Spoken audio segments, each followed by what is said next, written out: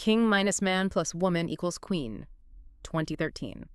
The canonical proof that AI understood language. And a decade of retrieval architecture was built on that foundation. Here's what that foundation cannot do. Because embeddings do not represent meaning. They represent the company meaning keeps. Right. I mean, the model was not trained to understand royalty or gender or the relationship between them.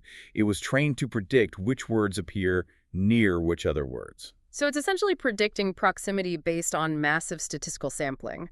But if that's true, why does the king and queen result look exactly like semantic reasoning? Well, the words appear in similar contexts. They appear near words like throne or crown on one axis, and they appear near person or human on another. So the mathematical offset between the two pairs is just geometrically consistent. You subtract the vectors for male contexts, add the vectors for female contexts, and land in the neighborhood of queens. The language patterns that encode monarchy and gender happen to be linearly separable in the space that co-occurrence statistics produce. The geometry of those patterns happens to encode something that resembles conceptual structure. It happens to. That's the thing. That qualifier is load-bearing for every retrieval system running in production today. It is. We build massive architectures assuming comprehension when the reality is statistical proximity. And because embeddings map linguistic environments rather than logical truth, this foundational design creates three specific structural failures. Which brings us to the negation problem.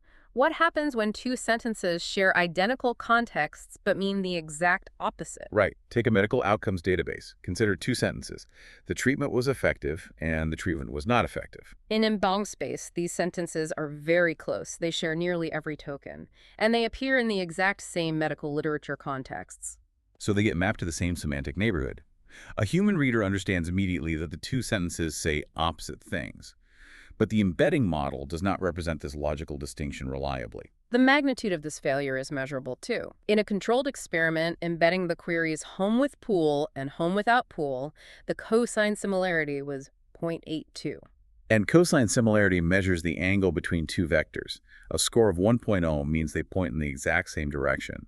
So 0.82 indicates a very tight proximity. Compare that to completely unrelated queries. Home with pool versus quarterly earnings report scores 0.13. So a negated query and its positive counterpart are almost 6 times closer than two queries with nothing in common. The vectors for the real estate queries are anchored by the heavy nouns. Home and pool dictate the position in the vector space. Adding the word not only nudges the vector a few degrees, it does not reverse it. The dominant semantic content overwhelms the negation signal. The word not is a functional modifier without a dedicated semantic neighborhood.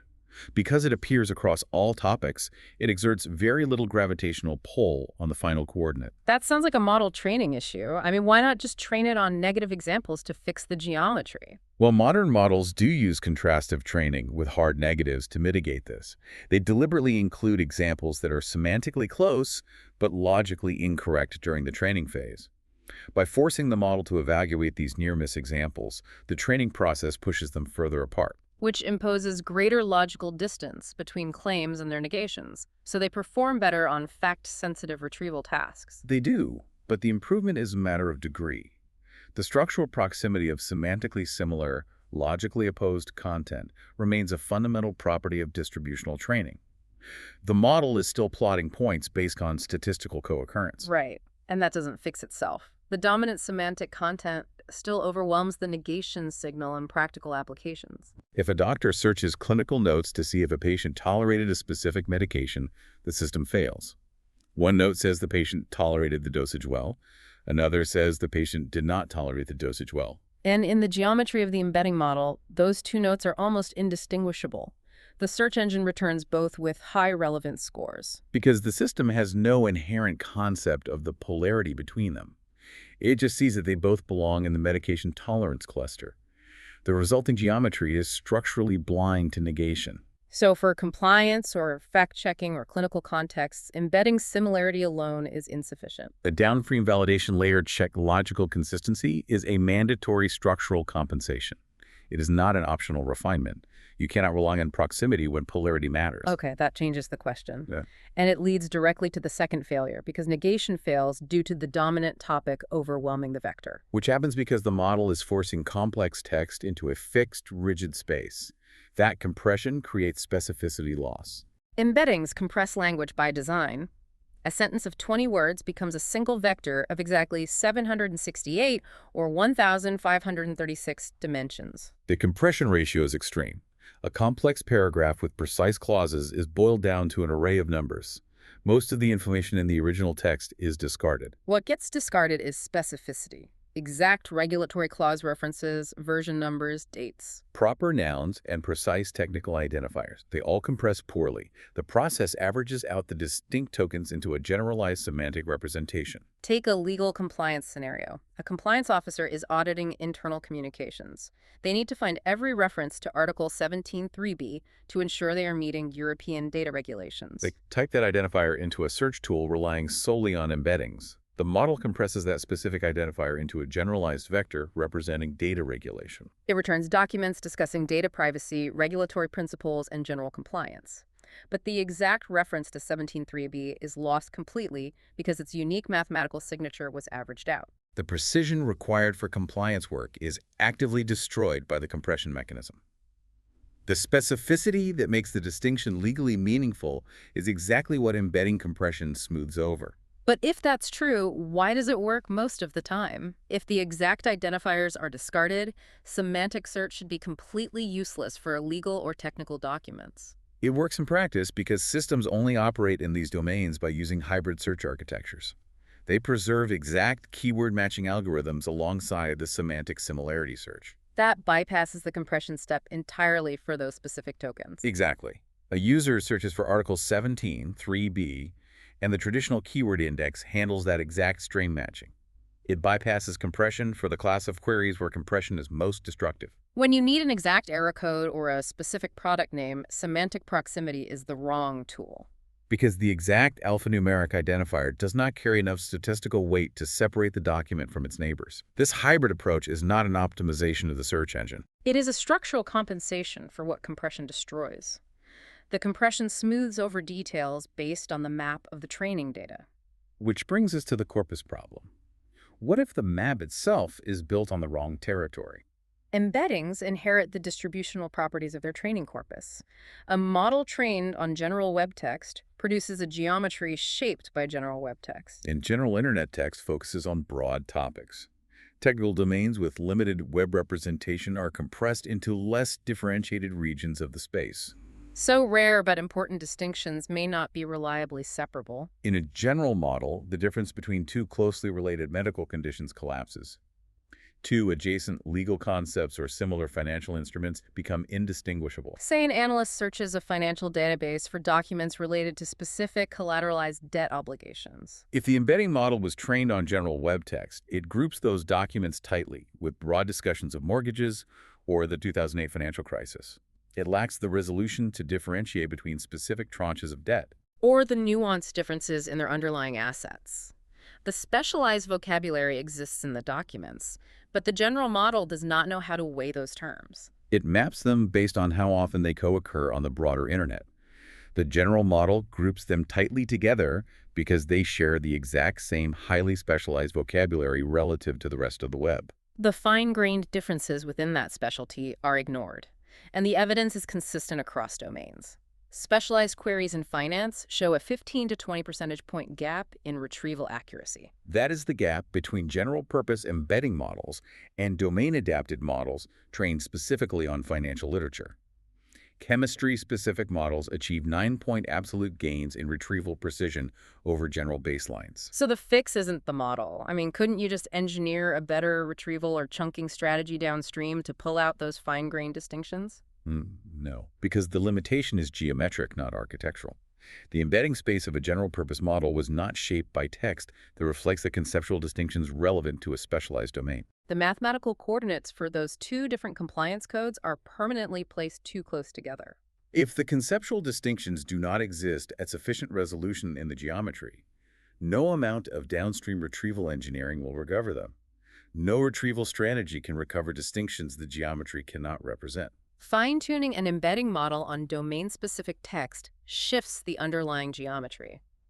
By exposing the model to the specialized corpus, it learns that these specific terms appear in different contexts within that field. That is why domain-specific models consistently outperform general ones.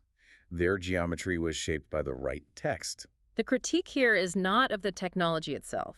Embeddings are extraordinarily good at approximate semantic matching across large document collections. Nothing else scales as well, handles vocabulary variation as gracefully, or generalizes across domains as flexibly. For finding documents topically related to a broad query, they are the right tool. The critique is of the epistemic claims made on its behalf. Embeddings are routinely described as capturing meaning or understanding language. That language implies something closer to comprehension than the underlying statistical operation actually supports. The king-queen result encourages this interpretation.